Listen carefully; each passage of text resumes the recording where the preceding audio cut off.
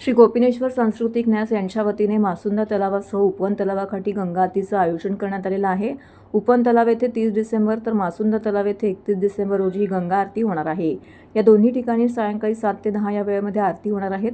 सरत्या वर्षाला उत्साहात निरोप देत नववर्षाचे स्वागत करण्याची परंपरा सर्वत्र असली तरी ठाण्यात यंदाचे हे नववर्षाचे स्वागत भक्तिपूर्ण वातावरणामध्ये साजरे केले जाणार आहे।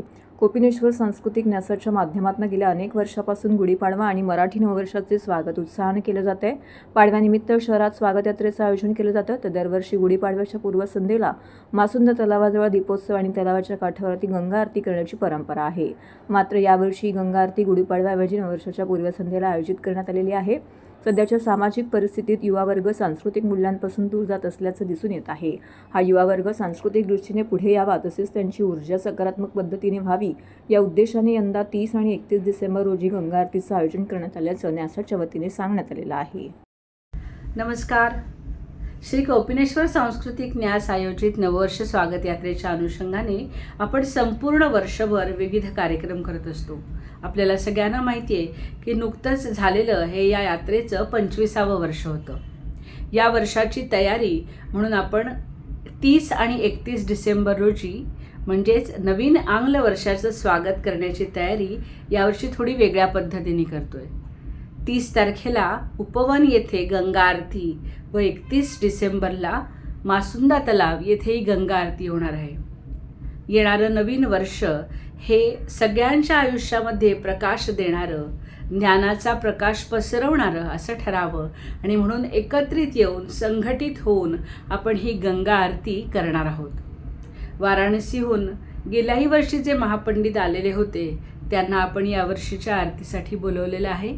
दोन्ही ठिकाणी आरतीची वेळ संध्याकाळी 7 ते 10 या वेळात असणार आहे। समस्त ठाणेकरांना आग्रहाचं निमंत्रण करतोय की ह्या दोन्ही ठिकाणी आपण आवर्जून उपस्थित राहावं। येणारा आपला पुढचा कार्यक्रम म्हणजे 12 जानेवारी। आपल्याला सगळ्यांना माहिती आहे की हा दिवस आपण राष्ट्रीय युवा दिन म्हणून साजरा करतो। जगाचे आदर्श असणारे स्वामी विवेकानंद हे संपूर्ण युवा पिढीचे प्रेरणास्थान आहेत आणि म्हणून स्वतःचं आरोग्य टिकवावं आणि काहीतरी सकारात्मक काम करावं म्हणून आपण या युवा दौडचं आयोजन केलं आहे। गेल्याही वर्षी आपण ही युवा दौड साजरी केली होती किंवा युवा दौड आयोजित केली होती, ज्याच्यामध्ये सांगायला खूप आनंद वाटतो की जवळजवळ 2200पेक्षा जास्त शालेय महाविद्यालयीन युवक युवती यामध्ये सहभागी झाल्या होत्या।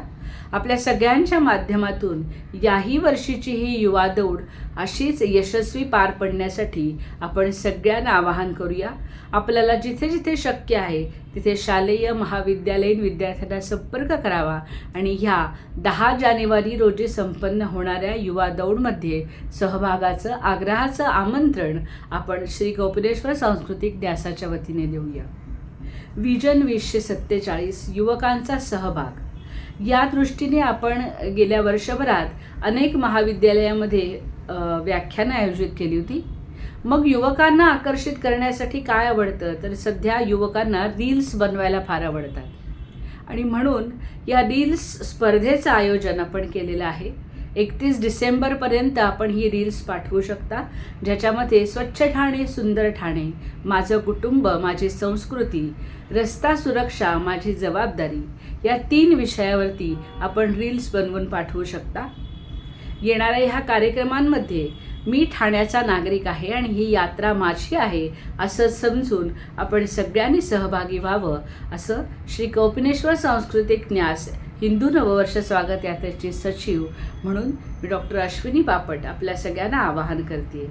नमस्कार।